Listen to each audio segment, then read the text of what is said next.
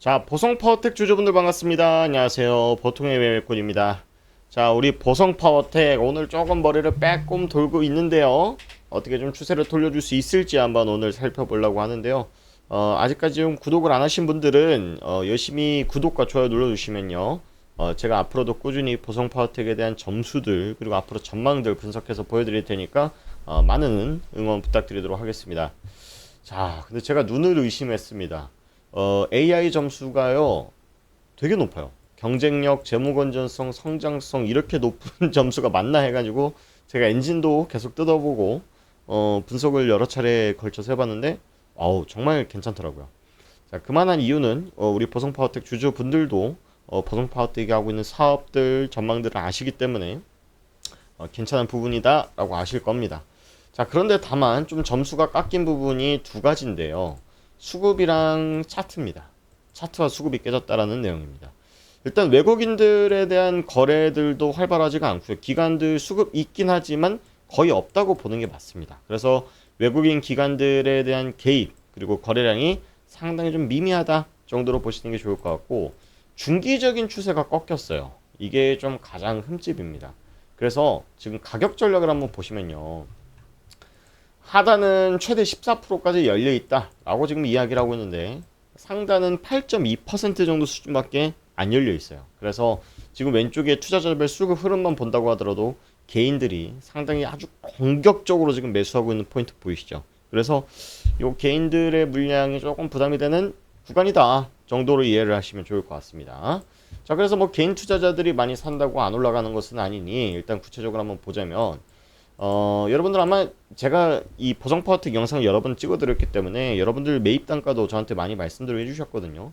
아마 요 구간에 제일 많이들 사셨을 거예요. 그래서 이때 당시에 가지고 있던 분들이 이런 구간에서 상당히 걱정을 좀 많이 하셨고 어떡하지 발 동동 구르시던 그건 구간들이었는데 최근 들어가지고 살짝 내려놓은 상황이죠. 이제 드디어 좀 제발 그만 좀 빠져라 이런 상황이지 막 이제 더 떨어질까 이렇게 공포스러운 그런 구간들은 아닌 것 같다 정도로 이해를 하시면 될 것 같습니다. 자, 일단 오늘 나온 뉴스를 하나 보자면 이게 메이저 언론사가 아니어가지고 상당히 조금 노출이 많이 안 됐어요. 데이터 투자라고 하는 언론사인데 아마 보성파워텍 홍보팀인 것 같아요. 제 추측입니다.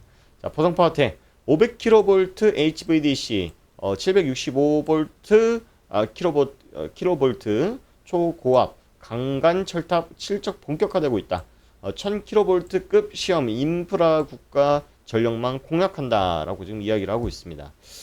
자, 일단은 지금 기존 동해안 신가평 HVDC 공급이 지난해 실적을 크게 올렸다. 작년이라 그러면 2025년이죠.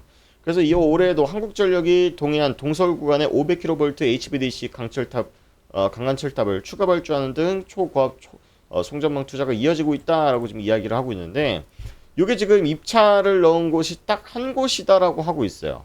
지금 새롭게 지금 수주를 받고 있는 상황인데 입찰을 넣은 곳이 딱 한 곳이다. 근데 이제 여기가 보성파워텍에 넣었습니다라고 하지는 않았어요. 그런데 아주 높은 확률로 단독 참가 업체가 보성파워텍일 가능성이 높다라고 보고 있고요. 그렇기 때문에 요 규모가 한 90억 정도에서 세금까지 하면은 부가세까지 하면 100억 정도 될 겁니다. 그래서 이번 1분기 때 조금 지지부진했었던 실적들에 대한 개선세가 2분기의 실적 개선세가 좀 나타날 가능성이 있다. 그러니까 2분기 때 지금 전년 동기 대비해서 매출이 50% 감소하고 영업이익이 65% 감소했잖아요. 근데 적자를 본 건 아니거든요. 그리고 심지어 영업이익률이 낮은 편도 아닙니다. 그럼에도 주가가 왜 빠졌냐면 사실은 우리 시장은 이런 걸 원해요. 야, 니네 이제 드디어 돈을 벌기 시작한 거야. 알았어, 강력하게 밀어줄게 하고 매수를 했지만 요 성장성이 꺾이면 팝니다. 얘네 또 잘 나가다가 또 주춤하네. 지금 살 때 아닌가 보다. 조금 더 성장하면 그때 사야겠다라는 그런 심리들이 반영을 하는 경우들이 많아요. 그래서 이게 사실 승자의 저주라고도 이야기를 하는데 25년도에 전년 동기 대비해가지고 매출액이 2배나 뛰었잖아요. 2배 가까이. 영업이익은 몇 배가 뛰었습니까? 5배 넘게 뛰었단 말이죠. 그러니까 주가가 이렇게 잘 갔던 건데, 중요한 거는 이번 연도 들어서면서 엄청났었던 작년도의 실적을 반영을 하지 못하고 있다라는 게 되게 아이러니한 부분들이에요. 왜냐면 우리가 보통 주가라고 하는 것이 6개월 정도는 선반영한다라고 이야기를 하잖아요. 그러면 이번 연도, 그러니까 25년도 실적이 잘 나왔을 때 조금 땡겨왔어야 되는데 이번 연도에 반영이 됐단 말이죠. 자, 그러면 이거 어떻게 해석해야 되냐면 이 회사가 돈은 잘 벌고 있으니까 매출을 기반해 가지고 가고 있는 방향 자체가 이런 추세로 가고 있다라고 우리가 가정을 해보자고요. 자, 그러면 아까도 제가 이제 매출표로 보여드렸다시피 시장은 너네들이 25년도에 매출을 2배나 띄었으니까 이번에도 2.5배만 좀 띄워봐 라고 하는 선제적인 기대 심리가 이번에 반영된 거다. 그런데 막상 뚜껑을 딱 열어보니까 뭐야 너네 2배씩 성장한다며. 나는 너네들이 이번에는 그래도 못해도 2배 아니 뭐 비슷하게라도 성장할 줄 알았지. 이게 뭐냐 하면서 이제 매도세가 나왔다 라는 해석을 하는 게 좀 좋을 것 같아요. 자, 그런데 저는 사실 이번 수주 입찰을 한 것도 이제 이제 팩트로 확인된 부분은 아니지만 만약에 이제 보성파트에 그게 입찰을 따낸다고 해도 크게 주가에 반영될 기대는 하지 않고 있어요. 제가 기대하고 있는 건 뭐냐면 바로 이겁니다. 자, 이제 미국의 트럼프 대통령 전력 비상사태 선포했다. 현지 공장 둔 한국 전력주 급등했다라고 지금 이야기를 하는데 이거 누구 겨냥한 거냐면 중국 겨냥한 겁니다.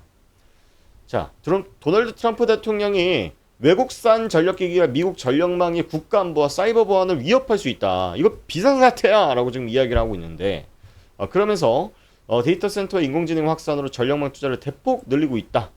그래서 외국산 이 부품들과 설비, 인프라를 다 갈아치우고 미국에서 만들고 미국과 가까운 기업들 거를 좀 써. 라고 지금 이야기를 하고 있어요.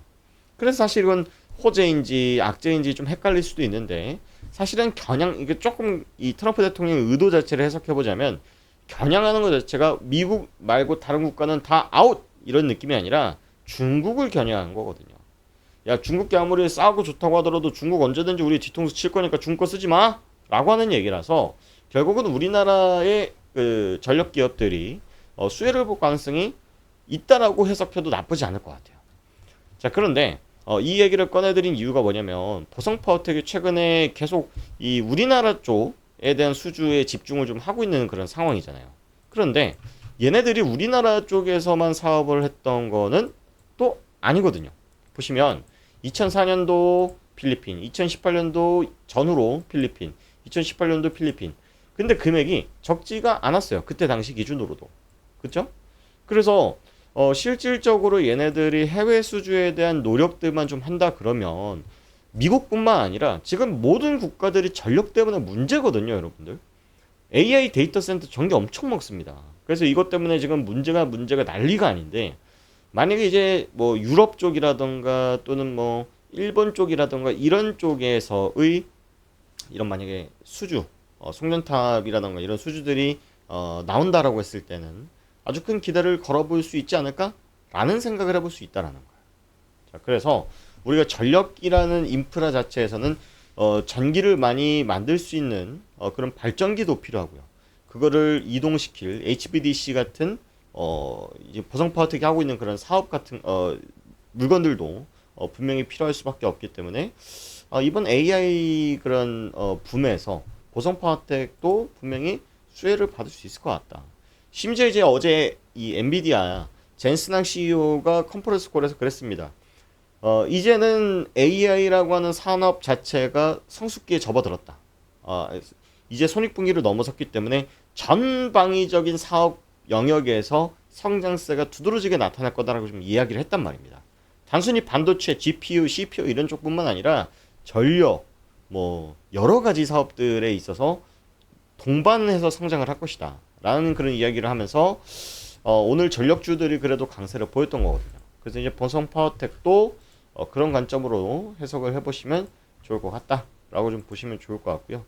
일단 중요한 자리는 온 것 같습니다. 주봉상 빨간색 선을 왔기 때문에 여기는 지지를 받았다라고 해석을 해도 되고 한 차례 조정을 줬지만 다시 딛고 이번 주에 올라섰기 때문에 만약에 이번 주에 요 구간만 잘 회복해준다 그러면 좋은 기대 한번 걸어보셔도 나쁘지 않을 것 같다 정도 말씀을 드리고요. 그리고 우리 보성파워텍 주주분들 저랑 연락을 아직까지도 주고받고 계신 분 계신데 오늘 영상을 좀 처음 보셨다 그러면 우리 소통방을 꼭 한 번씩 들어와 보세요. 뭐 돈 드는 것도 아니니까. 보시면 저희가 그 지난주에 추천드렸던 신라젠 월요일날 오자마자 바로 상한가. 그 다음에 이제 이노메트리라는 종목도 15%씩 수익 나고. 저희가 좋은 종목들을 계속 우리 구독자분들께 같이 드리려 그래요.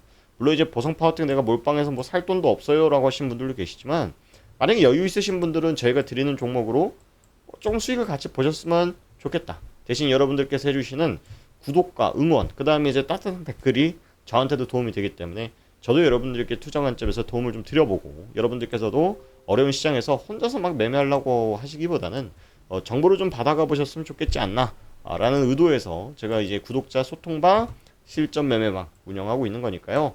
여러분들 구독 한 번씩 꼭 눌러주시고 여기 보시면 제 홈페이지도 나와 있습니다.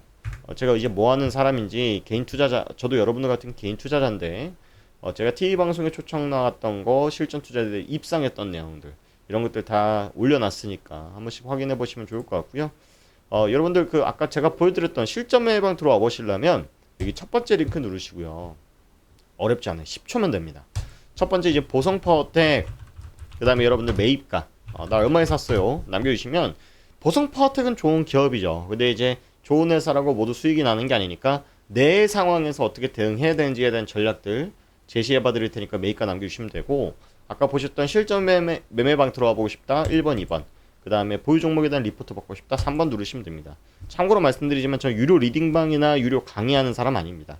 유튜버로서 50만 100만 구독자가 될 때까지 열심히 하려고 그러는 거니까요. 여러분들 많이 응원해 주시고, 만약에 이런 링크 누르는 거 좀 어렵다, 나 컴퓨터 핸드폰 잘 못 따라온다라고 하시는 분들 분명히 계십니다. 자, 그런 분들 위해서 제가 제 개인 직통 연락처도 다 올려드리고 있습니다. 뭐 밤이건 낮이건 상관없으니까 제가 전화는 못 받을 수 있어도 문자를 남겨주시면 됩니다. 보성파워텍 매입가 이렇게 남겨주시면 제가 우리 보성파워텍 주주분들 꼭 수익 날 수 있을 때까지 열심히 분석 도와드리도록 할 테니까 많은 응원해 주시고 여러분들 필요하신 정보들 많이 받아가시길 바랍니다. 네, 오늘 영상 여기까지 마치도록 하겠습니다. 고맙습니다.